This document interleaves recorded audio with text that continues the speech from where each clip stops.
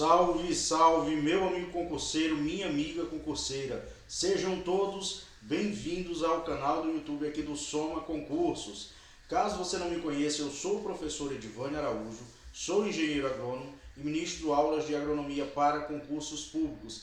E para mim, de fato, é uma enorme satisfação estar aqui no canal do YouTube para trazer mais um conteúdo para você. Eu sei que esse conteúdo vai te ajudar. Olha só, antes de mais nada, eu quero pedir para você que deixe o seu comentário aqui nesse vídeo. Se você gostar do nosso conteúdo, se você gostar dessa iniciativa do Soma, estar trazendo aulas semanalmente, aulas atualizadas aqui no canal do YouTube, deixa então aqui o seu like também, curte aí esse vídeo e compartilha com os teus amigos. Olha só, agora vamos dar início a uma aula muito especial. Nós vamos falar sobre gênese e morfologia do solo. Em especial, nós vamos falar sobre as principais classes de solo. Esse é um conteúdo que é muito cobrado em provas de concurso público. Nós temos grandes concursos que cobram e que provavelmente vão cobrar esse conteúdo. Então, vamos começar a nossa aula. Mas antes, quero deixar com vocês aqui também o meu Instagram, viu, pessoal? @edivânio.agro. Fiquem à vontade para me seguir. Se houver alguma dúvida com relação ao conteúdo que está sendo ministrado, vocês podem estar entrando em contato comigo. Bom, vamos agora iniciar a nossa aula e a gente já vai logo fazendo uma pergunta. Por que classificar o solo? Qual que é a importância de se classificar o solo? Pelo menos 4 motivos, pessoal, podem justificar essa pergunta.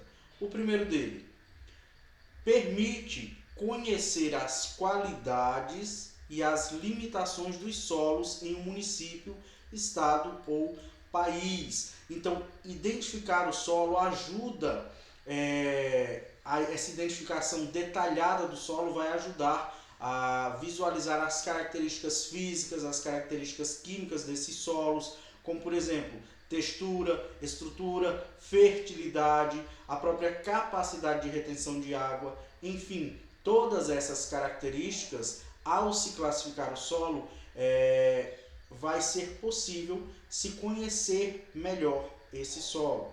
Também possibilita a troca de informações técnicas entre os profissionais que utilizam ou estudam os solos. Muito importante isso. Então, classificar os solos também facilita a comunicação e o compartilhamento de conhecimento entre agrônomos, técnicos, cientistas do solo, agricultores e outros especialistas. Então, isso também é fundamental para as informações técnicas e científicas. Também permite prever o comportamento dos solos. Então, capacita com antecedência, dá esse suporte de antecedência, antecipação, em como os solos eles irão reagir em diferentes práticas de manejo, o que é muito importante. Então, se você sabe qual que é a classificação do solo, você sabe como esse solo ele vai reagir de acordo com as diferentes tipos de manejo que você for empregar ali em determinado solo. Isso é fundamental para quem lida com a agricultura. Também ajuda a identificar o uso mais adequado dos solos, o que também é extremamente importante. Bom, agora nós vamos falar sobre classificação brasileira de solos. Vou só ampliar essa imagem aí para ficar melhor a tua visualização. Olha só, pessoal, aqui eu apresento para vocês um mapa de classificação dos solos. Desde 99, o Brasil ele tem o Sistema Brasileiro de Classificação de Solos. Esse sistema ele vai agrupar os solos, na verdade ele agrupa os solos em categorias. Essas categorias são justamente de acordo com as características comuns. E aí o Sistema Brasileiro de Solos dá nome a essas categorias, né? Dá alguns nomes específicos a essas categorias. São esses aqui. Bom, e no Sistema Brasileiro de Solos, os solos eles são classificados principalmente de acordo com as propriedades que vão surgindo ali devido aos processos de formação desse solo, ou seja, de acordo com os solos foram formados. No Brasil, a gente sabe, um país extremamente grande, continental, por assim dizer, né?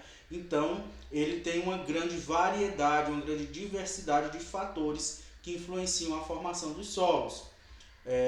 Como, por exemplo, aí a gente pensa aqui nos fatores de formação, material de origem, o clima, o relevo, os organismos vivos, o próprio tempo, todos eles influenciam as características do solo.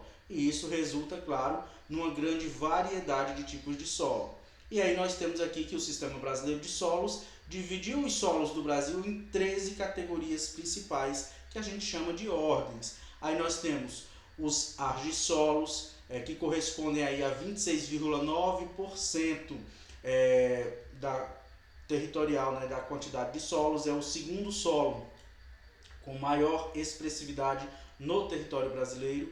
Aí nós temos em primeiro lugar os latossolos, com 31,6%, ocupando aí o território brasileiro. Então no mapa a gente consegue visualizar muito bem isso. Aí em terceiro lugar nós vamos ter os neossolos, com 13,2%. Em quarto lugar a gente tem os plintossolos, com 7%. Em quinto lugar nós vamos ter os cambissolos, com 5,3%. E em sexto lugar a gente tem os gleissolos, com 4,7% de ocorrência aí no território nacional. Aí eu quero chamar a atenção de vocês para um detalhe.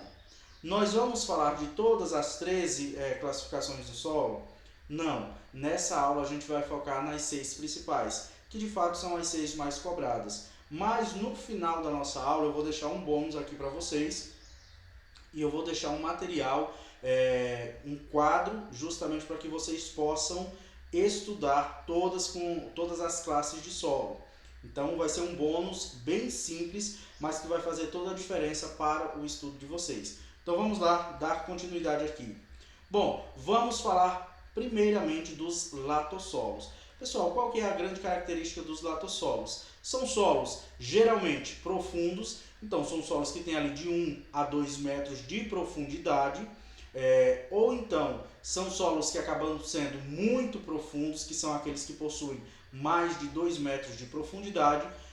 Detalhe aqui para os latossolos, são bastante intemperizados. O que é um solo intemperizado? Eu sei que a gente já estudou isso, inclusive nas nossas aulas de Gênese e Morfologia do Solo você encontra essa questão de intemperismo, mas a gente vai falar aqui porque grande parte dos alunos que nos assistem aqui pelo YouTube ainda não são alunos do Soma. Inclusive eu convido vocês que não são alunos do Soma a darem uma verificada nos nossos cursos. Inclusive nós temos ali dentro da nossa plataforma o curso que ele é a assinatura ilimitada, então ele te dá direito a todos os cursos. Bom, voltando aqui, o que são os solos intemperizados? São aqueles solos velhos, bastante alterados em relação à rocha matriz, à rocha mãe. E normalmente esses solos, os latossolos, eles têm baixa fertilidade. É uma classe de solos, pessoal, que é encontrada principalmente nas áreas mais planas e nas áreas mais bem drenadas, porém sem excesso de água. Eles são distribuídos em todos os estados brasileiros. Então, todo o estado brasileiro tem o latossolo. Inclusive, a gente viu isso no mapa. Bom, os atributos físicos, como por exemplo, o latossolo ele tem boa profundidade, é um relevo quase que plano. Então, a gente percebe que é um solo que não tem quase pedras. Então, é um solo com ausência de pedras. É um solo que tem grande porosidade.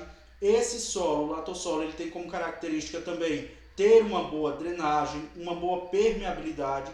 Então, todas essas características fazem com que o latossolo seja os mais utilizados para a produção rural. Qual que é o problema?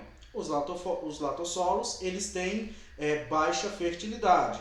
Porém, o fato deles ter baixa fertilidade não inviabiliza a utilização agrícola dele, porque são utilizados ali adubação, correção do solo, tudo isso para tornar esses solos mais produtivos. Bom, falamos dos latossolos, agora é importante a gente fazer uma questão de concurso público. Mas professor, por quê?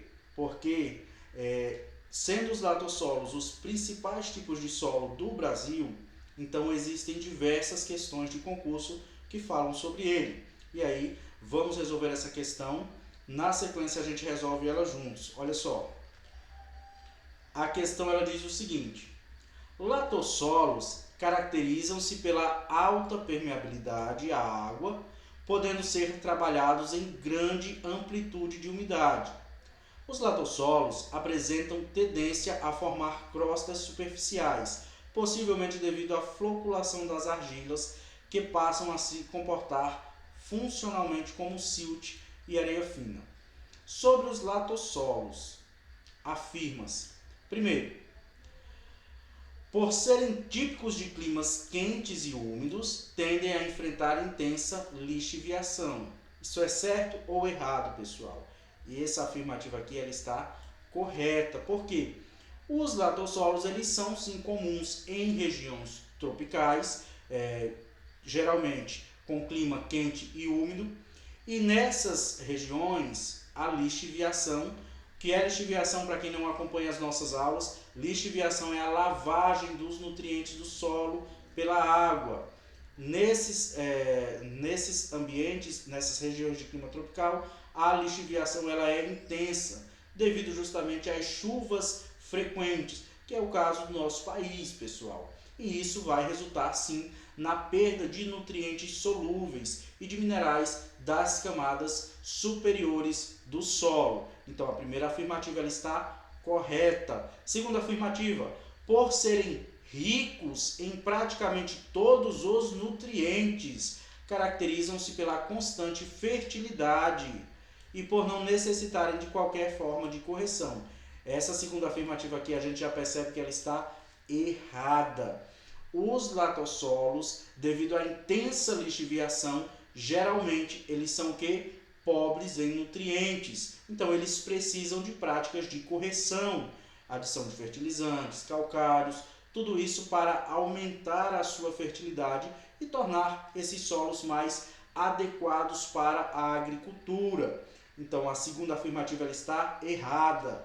Terceira afirmativa: a laterização, ou seja, formação de lateritas, é um processo bastante experimentado pelos latossolos. Certo ou errado? Certo, pessoal. Laterização é um processo de intemperismo químico bastante comum nos latossolos, onde ocorre ali a concentração de óxidos de ferro e de alumínio, formando aquela camada mais dura, chamada de laterita. E esse processo é bastante típico nos climas tropicais. Então, a terceira afirmativa também está correta.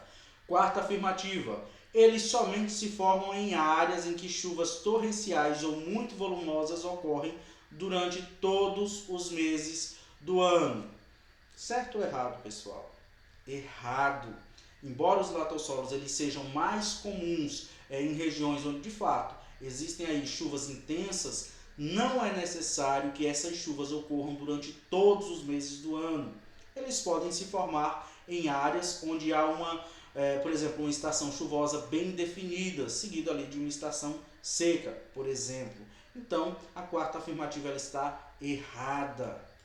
Quinta afirmativa: a deficiência de determinados nutrientes gera a necessidade de adição de calcário para que os latossolos retomem a aptidão para o cultivo agrícola. Perfeito, pessoal. A gente viu que devido à lixiviação, os latossolos eles frequentemente carecem de adição de calcário para ajudar ali a corrigir a acidez do solo, seja ali elevando o pH, também fornecimento de cálcio, magnésio, tornando esse solo mais adequado para a agricultura. Então, qual que vai ser o nosso gabarito aqui? Alternativa de letra C. Apenas as afirmativas 1, 3 e 5 estão corretas. Vamos confirmar aqui.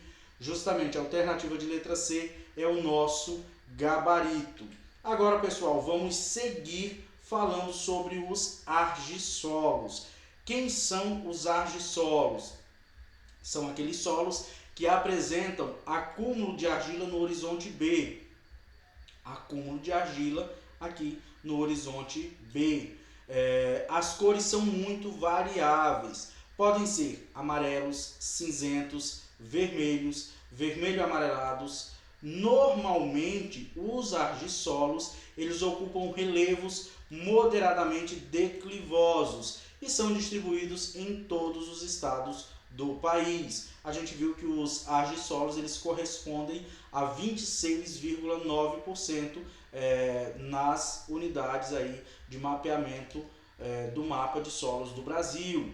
Os argissolos, eles normalmente, pessoal, apresentam ali uma reduzida capacidade de reter nutrientes para as plantas. Também, esse tipo de solos, argissolos, eles têm maior risco de erosão, justamente devido ao menor teor de argila no horizonte A. Então, são solos que geralmente aí tem problemas com erosão. Bom, agora a gente falou dos argissolos, por eles também serem uma classe muito importante de solos, vamos resolver uma questão de concurso público referente a essa classe de solos? Olha só, pessoal. Vamos lá, deixa eu ampliar aqui para ficar melhor a tua visualização. Questão de 2024, viu, pessoal? Diz o seguinte: os argissolos ocupam a segunda maior extensão de área no Brasil e caracterizam-se pela presença de um horizonte subsuperficial de acúmulo de argila, classificado como B textural. Sobre esse assunto, assinale a alternativa correta. Alternativa de letra A. Em sua grande maioria, os argissolos possuem alta capacidade de troca catiônica. Certo ou errado? Errado. Os argissolos, em geral, eles não possuem essa alta capacidade de troca catiônica. A CTC é a capacidade do solo de reter ou de trocar cátions, os nutrientes, né, com as plantas. E aí a gente viu que os argissolos eles tendem a ter essa capacidade de troca catiônica baixa a moderada, né, justamente devido ao seu conteúdo de argila de baixa atividade. Então, a primeira alternativa é falsa. Segunda afirmativa aqui, a letra B. Em sua grande maioria, os argissolos possuem alta fertilidade natural. Não, pessoal, a gente viu que não. Os argissolos, normalmente, eles não possuem alta fertilidade natural. Frequentemente, esses solos eles precisam ali da adição de fertilizantes e de corretivos, justamente para também alcançar ali uma fertilidade mais adequada para a produção agrícola. Então, a alternativa de letra B também está incorreta. Alternativa de letra C. Argissolos apresentam como principal limitante à sua utilização a susceptibilidade à erosão, devido ao acúmulo de argila em subsuperfície, que altera a permeabilidade, favorece o início do escoamento lateral, principalmente em áreas de maior declividade. Perfeito, pessoal. A gente viu que os argissolos eles são suscetíveis à erosão, e isso principalmente devido, né, ao acúmulo de argila em subsuperfície, a falta de argila ali também no horizonte A, e isso pode alterar a permeabilidade do solo, favorecendo ali um escoamento superficial, e isso é geralmente um problema para os argissolos. Então, gabarito da questão aqui, a alternativa de letra C. Alternativa de letra D. Argissolos ocorrem predominantemente no terço inferior da paisagem, normalmente em relevo forte ondulado. Pessoal, os argissolos a gente viu que eles podem ocorrer em várias partes da paisagem. Não é à toa que eles são a segunda classe de solos mais de maior predominância no nosso país, né? Então, eles não estão restritos ali apenas a relevos forte ondulado, né? Então, eles podem ser encontrados em diferentes posições na topografia, inclusive. Então, o gabarito da questão, a alternativa de letra C. Vamos ver aqui. Justamente, a alternativa de letra C é o nosso gabarito. Olha só, pessoal, agora vamos dar continuidade falando da terceira classe de solo mais encontrada no nosso país, que é os neossolos. Qual que é a grande característica dos neossolos? São solos rasos em estágio inicial de evolução. Esses solos são tão jovens que não têm horizonte B. Atenção, pessoal. Atenção. Qual que é a grande característica de um neossolo? Olha aqui para mim. Qual que é a grande característica de um neossolo? Você não vai mais esquecer isso. Neossolo não tem horizonte B. Neossolo não tem horizonte B. Essa é a grande característica. Então, a principal característica do neossolo é essa. Geralmente, as questões de concurso público, elas abordam esse assunto e você não vai mais esquecer. A classe de solo que geralmente não tem um horizonte B é um neossolo. Agora, vamos seguir aqui. Bom, além disso, alguns neossolos, eles são mais espessos. Claro, nem todo neossolo ele é menos espesso. Alguns são mais espessos, especialmente aqueles neossolos que têm elevado teor de areia. Ou então, aqueles neossolos que estão situados ali às margens dos rios, os quais são menos comuns, claro, né, no nosso país. Mas nem todos ali são muito espessos. Bom, agora o que eu quero que vocês tenham ciência aqui. Os neossolos, eles têm muitos obstáculos. Eu quero que vocês olhem essa imagem aqui que eu apresentei para vocês. Você, como um produtor rural, você que é um engenheiro agrônomo, você olha para um solo desse e você vê diversas limitações para a produção agrícola. Nós vemos aí um solo bastante raso. Então, geralmente os neossolos, eles estão ali em relevo muito declivoso. São solos, como você está vendo na imagem, com pouca espessura, muita presença de pedra. Em geral, são solos que têm baixa fertilidade química natural. Então, é importante a gente saber desses detalhes aí dos neossolos. Bom, é tão importante o neossolo, como terceira classe de solo de maior ocorrência no nosso país, que a gente também vai resolver uma questão de concurso público referente a esse assunto. Vamos lá. Questão diz o seguinte: trata-se de um solo com ausência do horizonte B, sendo pouco evoluído. Além disso, é caracterizado pela predominância herdada do material de origem, do material original. De acordo com essa informação, pode-se afirmar que este solo é denominado, alternativa de letra A, neossolo é o nosso gabarito. Então, neossolo, eles são solos jovens, solos pouco evoluídos e sim solos que têm como característica principal ali a ausência do horizonte B. E eles predominantemente ali, né, eles estão em áreas onde o material original tem grande influência nas suas propriedades. Alternativa de letra B, seriam os argissolos? Não, né, pessoal? Porque os argissolos, eles apresentam um horizonte B textural bem desenvolvidos. Lembra que os argissolos, eles são solos bastante profundos. Seriam os espodossolos? Olha só, os espodossolos não seriam, por quê?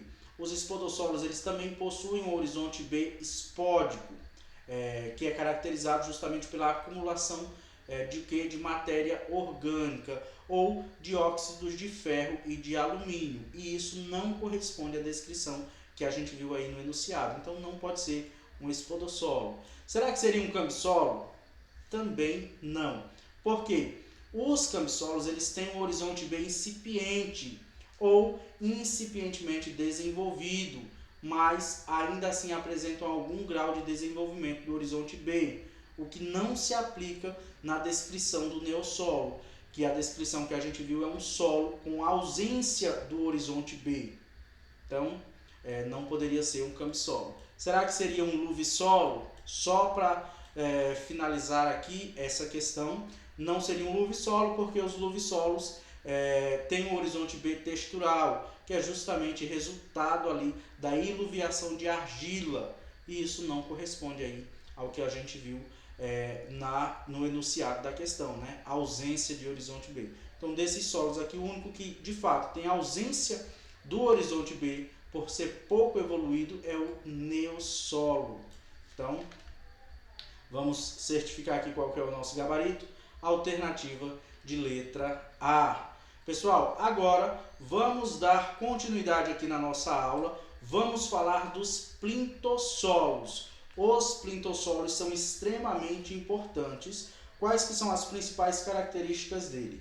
São solos que apresentam concentrações de ferro em algum horizonte, o que leva ao endurecimento na forma de concreções cascalhentas ou então de um horizonte contínuo endurecido por ferro ou alumínio, que facilmente esse horizonte ele pode ser confundido com uma rocha. Então veja aqui, ó, esse horizonte aqui, um horizonte contínuo, endurecido. Em muitas regiões, essa camada e esse horizonte consolidado recebe o nome de canga. Então, muitas regiões chamam essa camada consolidada aí de canga. Inclusive, algumas regiões, né, se complementam. Cangas ferruginosas, justamente por conta desse acúmulo aí, dessa concentração de ferro, né?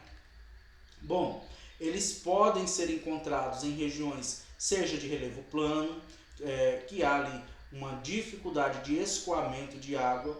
Também podem ser encontrados próximos de áreas de várzea, de depressões, etc. Tem uma grande variedade de regiões, de locais que eles podem ser encontrados. Eles ocorrem principalmente nos estados da Amazônia, do Pará, do Amapá, de Roraima, do Maranhão, do Piauí, do Tocantins, do Mato Grosso, do Goiás, do Distrito Federal. Isso, são esses os estados em que tem a ocorrência em maior amplitude, né? Uma maior ocorrência dos plintossolos. Bom, e as principais condições que limitam o uso agrícola geralmente são o excesso de água e também as camadas endurecidas do solo. E esses solos também são solos de baixa fertilidade natural, viu, pessoal? Bom, agora vamos dar continuidade, vamos falar sobre os cambissolos. Quem são os cambissolos? Eles são solos geralmente pouco espessos e que apresentam horizonte B ainda em estágio inicial de formação. Então você vê aqui o horizonte B, a diferença dele para o horizonte C. Pessoal, os cambissolos é uma das classes de solo mais comuns aí geralmente, mas não sempre, em relevos declivosos. Então, relevos declivosos, geralmente há ali um cambissolo. Eles são predominantes em cerca de 5,3% da totalidade aí da área do nosso país, né, das unidades de mapeamento, isso de acordo com o mapa de solos do Brasil. São solos pouco profundos, e isso pode restringir ali o desenvolvimento das raízes, do sistema radicular das espécies, principalmente espécies arbóreas. Também, a maioria dos cambissolos eles apresentam baixa fertilidade química natural, e isso faz com que eles demandem grande quantidade ali de corretivos e de fertilizantes para o seu uso na agricultura. Bom, dito isso, a gente vai falar um pouco também sobre os gleissolos. Importantíssimo falar dos gleissolos. Quais que são as principais características deles? São solos que apresentam horizonte de subsuperfície, seja o horizonte B ou C, de cor acinzentada, devido à perca de ferro em ambiente redutor, ou seja, um ambiente com excesso de água. Então, são solos predominantemente em regiões planas e em regiões abaciadas. Professor, o que é uma região abaciada? Pessoal, uma região de várzea, uma região ali banhada por rios, né? nas quais o excesso de água, então ocorre esse excesso de água. Por isso que eles ficam ali nesse ambiente redutor.